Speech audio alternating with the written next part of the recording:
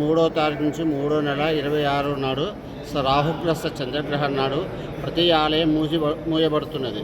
కావున ఉదయం 4వ తారీఖు ఉదయం 3 గంటలకు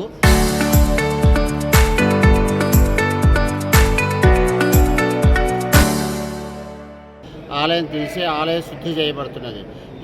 ఈ గ్రహణం సందర్భంగా ఉదయం 11 లోపల భోజనాల కార్యక్రమం ముగించుకొని సాయంత్రం 7:30 తర్వాత ఇళ్లలో శుద్ధి చేసుకొని మనం ఏదైనా పలహారం లాంటివి చేయవలసిందిగా కోరడమైనది.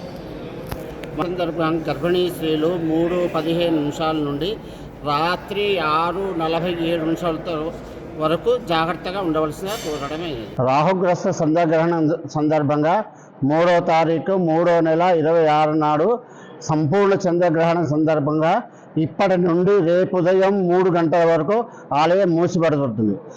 తెల్లారి 4వ తారీఖు 3 గంటల వరకు ఆలయం తెరవబడి ఆలయ సంప్రోక్షణ కార్యక్రమం నిర్వహించి తదుపరి అభిషేకములు అర్చనలు కార్యక్రమం చేసి సుమారు 8:35 వరకు ఆలయ దర్శన భాగ్యం కలుగుతుంది. కావున అందరూ దీన్ని గమనించగలరు. గర్భిణీ స్త్రీలు మాత్రము మనకి ఉదయం మధ్యాహ్నం 3:15 నుండి సాయంత్రం 6:47 వరకు జాగ్రత్తగా ఉండవలసిందిగా కోరడమైనది. జై శ్రీమన్నారాయణ. చరిత్ర సృష్టించినోడు ఇప్పుడు ఆ చరిత్రని తిరగరాయబోతున్నాడు.